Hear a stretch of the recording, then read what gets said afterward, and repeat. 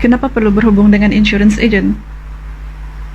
Ada 5 sebab yang saya boleh kongsikan. Pertama, pengetahuan. 85% penduduk di Malaysia ni masih belum ada plan insurance ataupun takaful ataupun masih belum mencukupi lagi. Kalau ada ejen yang tanya kamu, apa plan insurance yang kamu ambil? Apa manfaat yang ada dalam plan insurance kamu?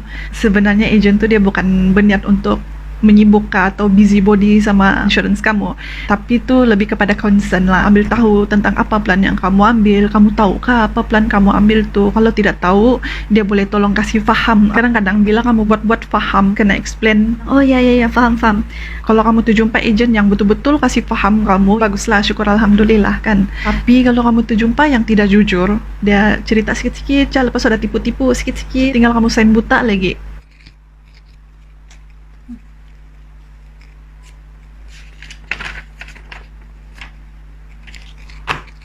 Habislah. Sanalah viral. Syarikat insurance menipu.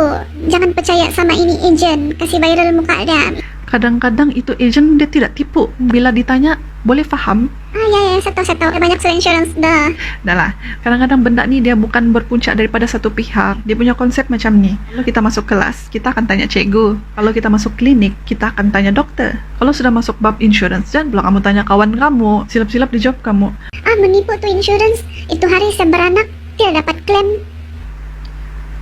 Beranak, mau klaim insurance.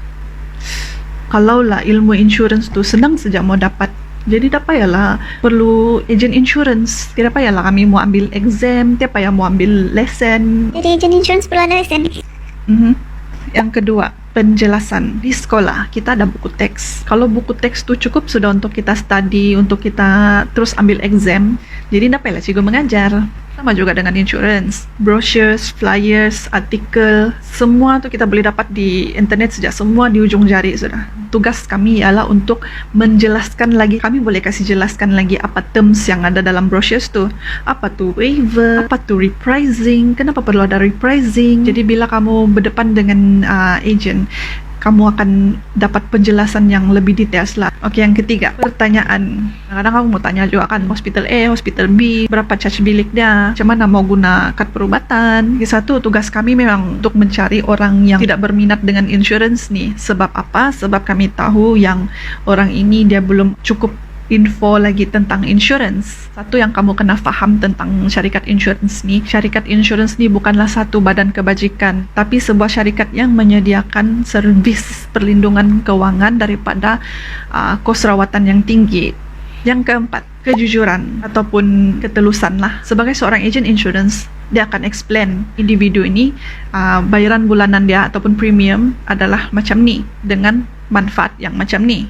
Kamu boleh juga tanya, Kenapa si Ali sama-sama umur sama saya? 5 tahun yang lalu dia ambil insurance baru RM150. Sekarang kau kasih tunjuk saya nih RM200. Macam tak masuk akal, padahal umur kami sama aja. ada beberapa faktor yang mempengaruhi charge insurance tu. Antaranya kelas pekerjaan seseorang, jantina, umur, status kesihatan seseorang itu, sama ada dia merokok ataupun tidak. Kenapa? Apa kaitan semua tu dengan charge insurance? Kamu akan nampak kelas pekerjaan, kelas 1, kelas 2, kelas 3, kelas 4.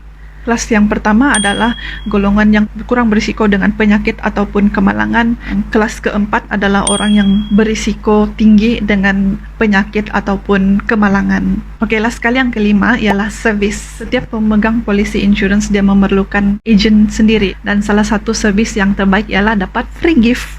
Kamu boleh add dia di Facebook, boleh save dia punya number supaya kamu sentiasa nampak dia punya WhatsApp status ataupun dia punya aktiviti di Facebook. So kalau ada agent kamu yang mau jumpa sama kamu, kalau boleh kamu janganlah menolak, sebab itu bukan sekadar yang mau berbual kosong, tapi untuk follow up supaya kamu sentiasa alert dengan apa perlindungan insurance yang kamu ambil tu, sama ada cukup ataupun masih belum mencukupi lagi. Kenapa kita perlu sentiasa update? Semakin meningkat usia kita, kita punya lifestyle pun akan berubah. Jadi bila lifestyle kita berubah, kesihatan ataupun persekitaran kita pun ikut berubah juga. So saya harap info ini berguna lah untuk kamu. Assalamualaikum.